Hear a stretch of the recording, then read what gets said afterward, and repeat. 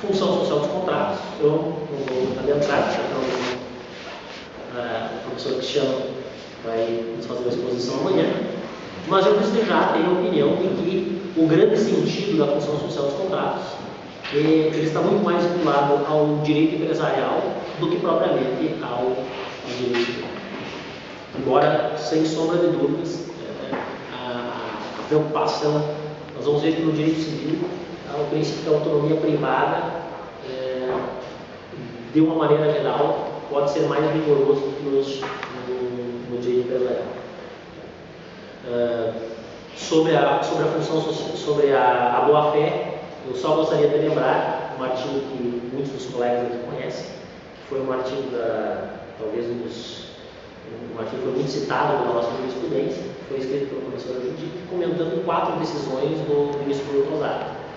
Se vocês analisarem aquelas 4 decisões, todas elas estavam vinculadas ao problema do direito empresarial. Todas elas, uma delas, inclusive, é com o problema de comércio. E relativamente à teoria geral das obrigações, o que nós podemos dizer quanto à teoria geral das obrigações? Me parece que, em relação à teoria geral das obrigações, é mais difícil nós encontrarmos diferenças substanciais em relação a normas que incidam unicamente sobre relações civis e sobre relações mercantis. Nesse aspecto, é importante o elemento histórico, porque nós tivemos 100 anos de unificação.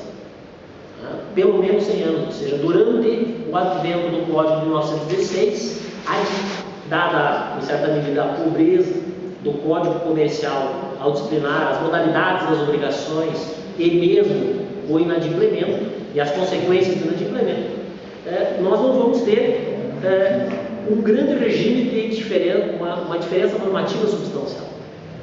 Mas, mesmo assim, existem peculiaridades que me parecem não podem ser ignoradas para que seja feita uma aplicação plana, principalmente na perspectiva funcional que nós temos adotado na aplicação das normas do direito das obrigações.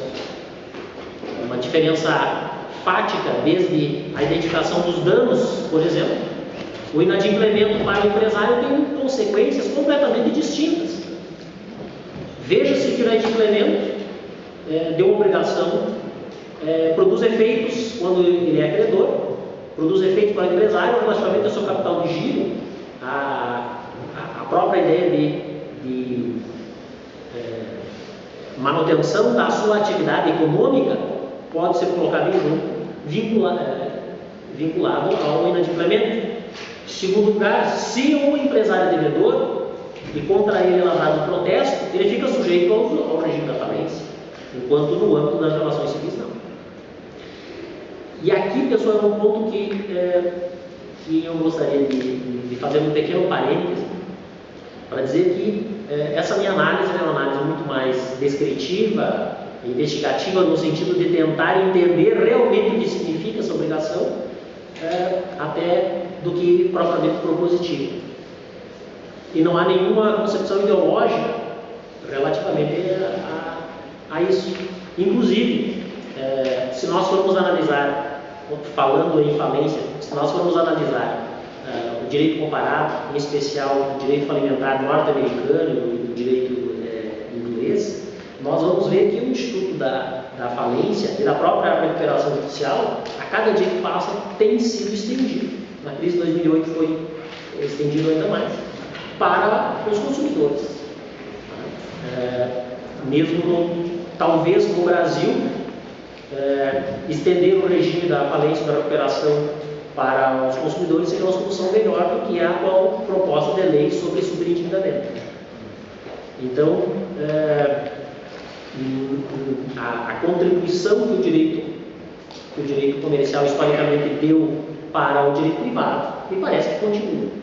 O exemplo dos norte-americanos ao reformar a sua legislação e permitir o cram-down na revisão dos contratos do sistema imobiliário, aplicando o Bankruptcy Code, é um dos exemplos sobre a própria expansão de algumas categorias do direito empresarial que surgem pelas próprias necessidades empresárias e, com o tempo, o restante do direito privado tem feito uma absorção com as devidas adaptações. Ainda relativamente ao direito das obrigações, eu gostaria de usar apenas, entendo que existem outras consequências, mas eu trataria de um ponto que já foi objeto dos meus estudos anteriormente, que diz respeito ao parágrafo único do artigo 395. O parágrafo único do artigo 395 diz que, se a prestação se tornar inútil ao credor, ele poderá resolver a obrigação. Aqui, me parece que na interpretação sobre o tornar-se inútil ao credor, nós podemos ter um regime distinto em relação a uma relação puramente civil, em que me parece um daqueles casos em que os motivos da celebração do negócio passam a ser relevantes para definir o próprio conceito de inadimplemento, diferentemente do que no âmbito das relações empresariais, em que o tornar-se inútil, ele obedece a parâmetros mais objetivos e está